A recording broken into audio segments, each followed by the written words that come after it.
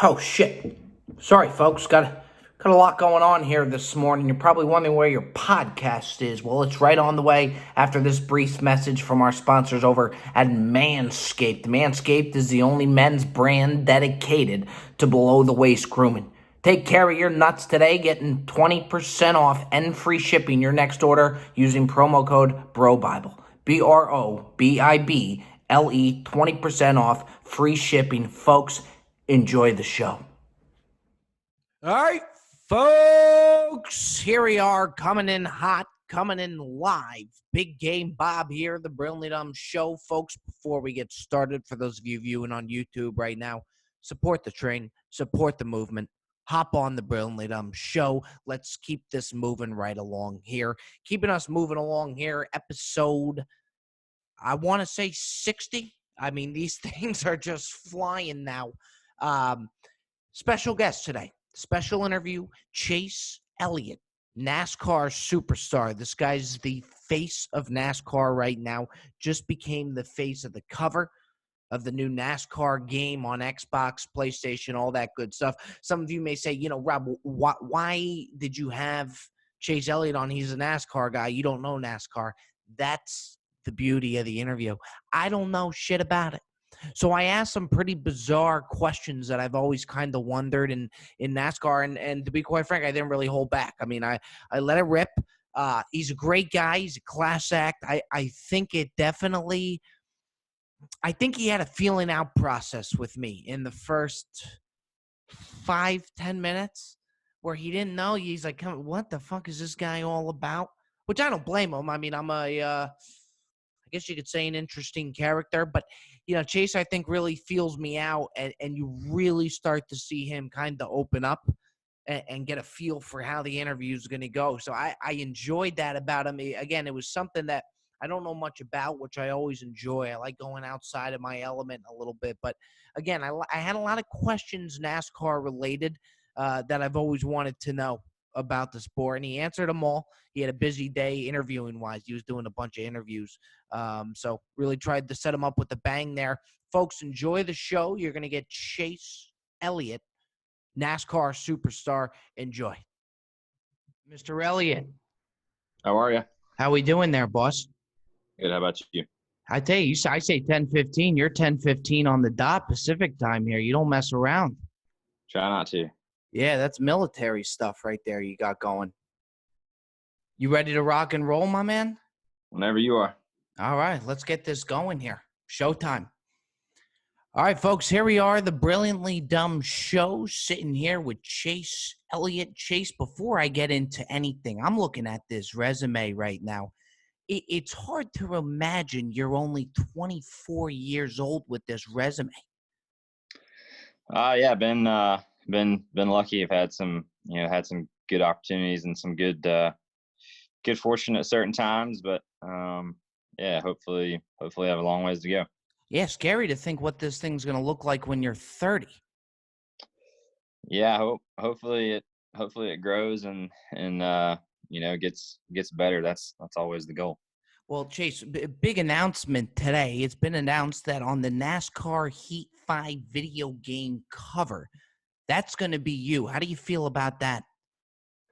Yeah, I've never been on the cover of a video game before. I play a lot of video games and have for a long time. Played a lot of the NASCAR games over the years and stuff. So it's a cool honor to have. Hopefully everybody enjoys the game and just appreciate those folks for allowing me to be a part of that. Now you got to think you're going to buy more than one copy, no? Potentially. I feel like it might be a good keepsake at some point down the road. Oh, you have to. You would think you would buy 10 of them, no? Yeah, maybe. Chase, would you consider yourself – the good thing here about the Brilliantly Dumb Show is you don't got to be humble. Would you consider yourself one of the most marketable guys in NASCAR right now?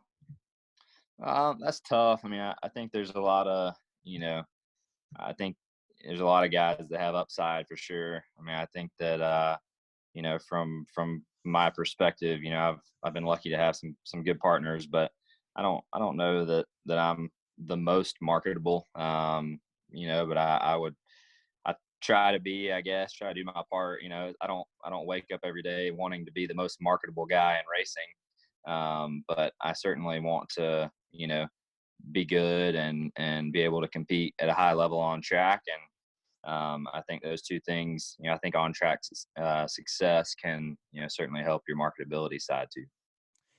I've always wanted to have a NASCAR guy on, in the sense that myself, I'm not a huge NASCAR guy, but I've always had questions in regards to it. And this may sound ridiculous, but I've always wondered, how can you tell? Because your pops was a driver. How can you tell from somebody as young as you were at the time when you got started? How do you tell that somebody's got the it factor in regards to NASCAR, to knowing what it has to take if you can't get them behind the wheel? Yeah, that's tough. That's a good question. Racing has a lot of there's just a lot of factors to racing, and a guy can be really good and not necessarily be in the best equipment and potentially not show his full ability, or at least from the results side. So yeah, really stars have to align. I was born into a racing family. I get that, I understand that. And that certainly has helped me over the years, from one, being able to see a different side of racing at a young age. I think that's an important piece. And certainly as you get older, it's a good story for people to talk about too. So I get that, but on the same token, I think that the guys that are good tend to find their way into good equipment, and if you're a standout in your respective short track arena, typically somebody's talking about you. And especially now with social media and the things that we have, a guy that's making noise somewhere or is well respected typically gets talked about eventually in time. So it's there's a lot of drivers out there that will never have the opportunities, due to funding or whatever reason it may be. And I hate that. That's probably one of the things that I dislike the most about racing is, it's not just about a guy's talent. But the people that do have the opportunities, you got to be thankful for them and try to make the most of them when you can. So while everybody's going out playing basketball, baseball, as you're growing up, are you and your dad heading over to a track, and is he actually getting you behind the wheel? Not necessarily. I mean, yes and no. Racing, you can start racing at, 5, 6, 7, 8 years old. I started racing when I was 8, and at that point, it's nothing super serious. But you are getting behind the wheel, and you're, racing in a competitive environment, and you either kind of enjoy it or you don't. I think that's the first step, is, do you enjoy it? You think you do. You think you like it. Everybody has aspiring dreams when they're in primary school or elementary school. But when you get a little older, you are put in situations and you really learn whether you enjoy something or not. And I think that's the first step in understanding on the racing side. Would you be lying to me if you said that you're never fearful on the track? Are there times where fear does play a part in one of these races? God forbid, you see some of these guys, they get T-boned and they're just kind of left out in the open. Is that crazy to say? That stuff happens for sure, and I think that's a risk and things that we all sign up for. I think a lot of times, from especially from the fans' perspective, I think you can really take for granted, how dangerous some situations are. I mean, we've seen some bad crashes in the first 5 events that we had uh, before we stopped the season. So even with all the technology advancements and all the things that we've had over the years, I mean, the right situation at the right time, at the right track, with the right speed, anything can happen. And I think that still needs to be understood, nowadays. Anything definitely can happen. You go on YouTube, which I don't know if you've done. You do Chase Elliott on YouTube. Now, you had a couple scraps on the track, okay? You and Denny Hamlin getting into it a little bit. Wouldn't you say that, in a way, to an extent, isn't that good for NASCAR? I mean, isn't that Uh, good for the? yeah, well, it gets people talking about it for sure. Yeah. people enjoy controversy, and people enjoy seeing that fire, and seeing the intensity that I think sometimes it's hard to see the intensity that we carry as drivers because we're inside the car with our helmets on, and you don't necessarily see us like you would a baseball player Right. sweating up on the mound or Which is a whatever. shame, Chase, because you're a good-looking guy. Well, it's something that you just don't see. So I think that people enjoy the controversy and getting out of the cars, and people, showing the fire and the passion. And yeah, I mean, that stuff isn't fake, and I think that's why people enjoy it the most. And it doesn't happen every weekend. That's also, I think, another reason why people find entertainment in it when it does, because it's not every week thing. There's a couple times where I realized he's going to throw hands right now. I mean, it's real. Hey, it's one of those things. It happened. I feel like it's happened a bunch over the years with different guys. So yeah, the Uh, right situation at the right time, and make somebody mad enough, and certainly possible. I'm going to throw another question at you. And if you could, I want you to answer the question and then give me a 1 to 10 rating on how ridiculous the question is. Okay. Okay. You're driving around the track. Are Yep. you allowed to turn the radio on? Can your No pit radio, crew pal. Well, put a first off, Sirius 10, radio in or something? 10 on dumb, 10 on 10 dumb, on dumb. Okay. 10 on dumb, Interesting. and there's no radio. So that's why that's why it's 10 on dumb. There's no radio to turn on. I hate to break that to you, but You can't throw in a couple of headphones or something? There's no, nothing you like to listen to? unfortunately not. It's just you just all natural sounds. And so you're just talking to the pit crew throughout? Yeah, pretty much. Another one. Answer the question and then a 1 to 10 on dumb. It's going to be tough to beat that one. Do you see a day in NASCAR where somebody pulls up in a Tesla? Man, that's tough. Never say never. I've learned that. I don't think we're getting a 10. I don't think we're going to get a 10 here. No, I don't think you're gonna get a 10 on Okay. that one. I would say maybe 5. Okay. 5, Not bad. 5 on that. We split it in half. So that's not bad. Not bad Never at say all. never. Never say never. Who knows? I don't know where things are going. I don't think anybody does right now. Would you be okay with that? If they did, would it be an interesting thing to throw in there? I'm not sure that I would be for it at the moment, just because I just think there's a lot of history and things over the years, and with NASCAR and just racing in general, that I feel like is tied to regular powered cars. But yeah, I mean, who knows? Like I said, that is way above me. Those decisions are far beyond what my opinion is or matters.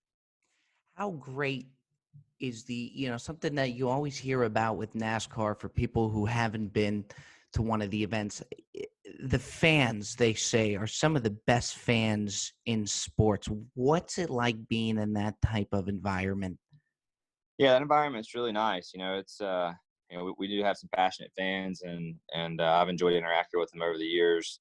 But yeah, just I think just the best way to put it is just a lot of fire, a lot of passion.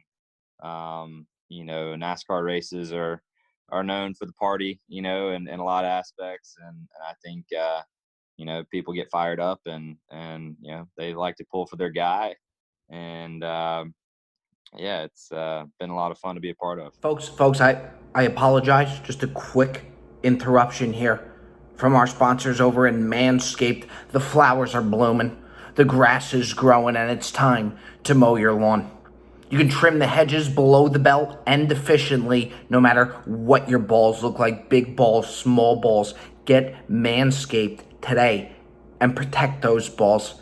Manscaped is the only men's brand dedicated to below-the-waist grooming. If you want that below-the-waist premium grooming, go ahead and order Manscaped today. Use promo code BROBIBLE, BROBIBLE. Get 20% off your order.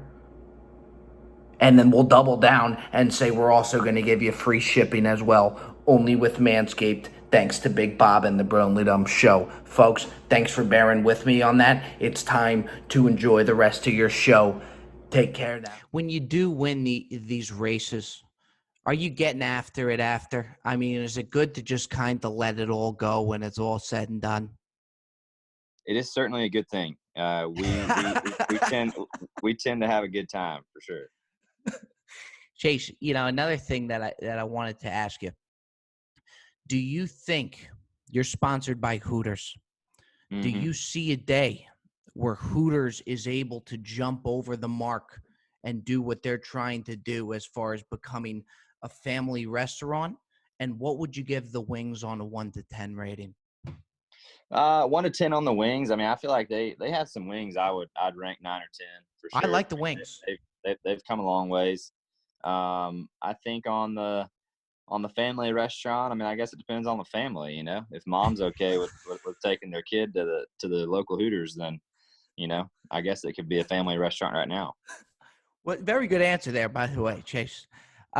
What's next for you? Like with the whole quarantine and everything going on, where's kind of your mindset? Is it going to be hard to kind of get back into racing mode?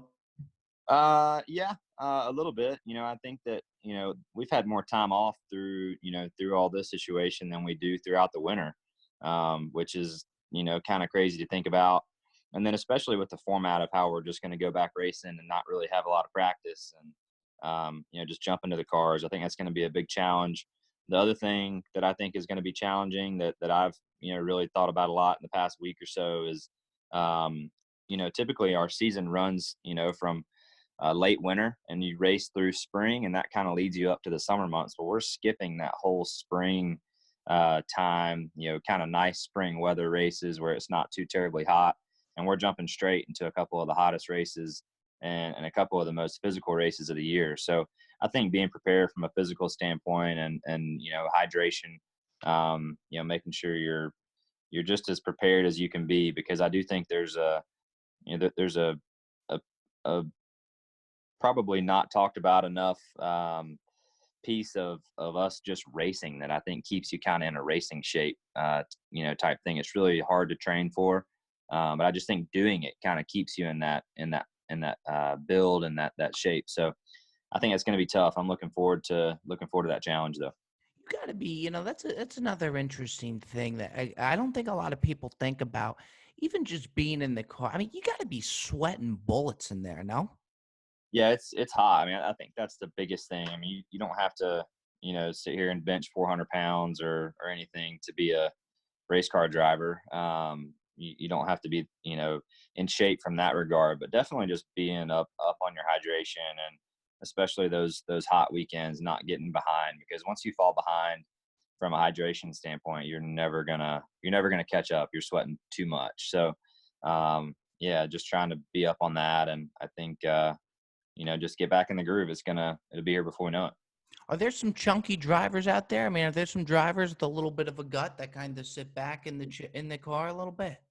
Honestly, not really. I don't feel like, I feel like fitness has really, become more of a relevant thing, I think, to a lot of drivers over the years. I don't know that it was always concerned about. I think Jimmy Johnson kind of changed that mold. He was a guy who was always working out and always training, and I think people kind of felt like he had a bit of an edge from that standpoint. So I think you've seen more of that as time's gone on. And can you crank like a power bar or something while you're going around? I mean, it's a long race. It is a long race. It depends. I'm not typically a big eater during the race, but some guys do, I think. One hand on the wheel, power bar in the other hand type deal? Under caution. Under caution. Interesting. Yeah. Last thing that I got for you, Chase, okay? And this may hit hard for you.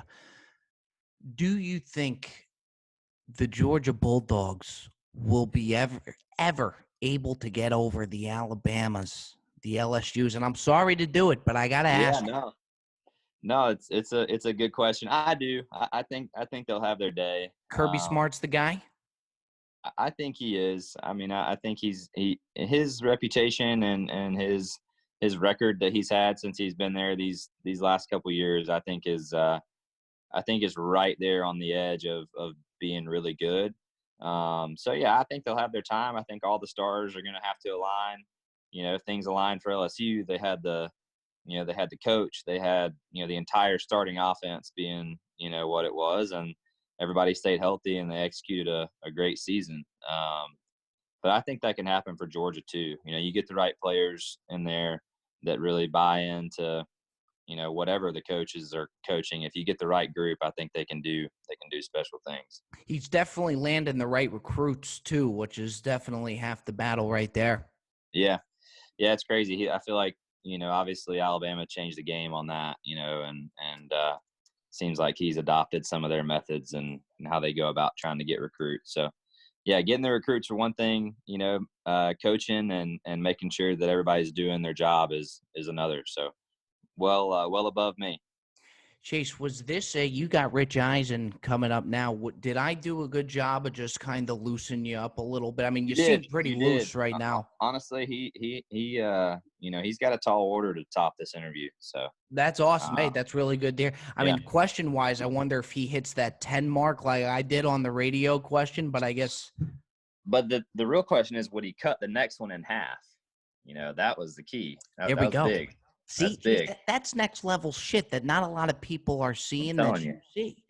To go from the 10 and then bring it back down to that 5 and keep the interview flowing. It's a big deal. Chase, I'm glad that I could get you warmed up. Enjoy Rich Eisen. Can you, for our intro, just give me this is Chase Elliott, and you're listening to the Brilliantly Dumb Show. Yep. Hey, this is you ready? Let it rip. All right. Hey, I'm Chase Elliott, and you're listening to the Brilliantly Dumb Show. Chase, you're a character. I appreciate it, buddy. Got him. Have a good day. Best of luck to you along the way, all right? Thanks.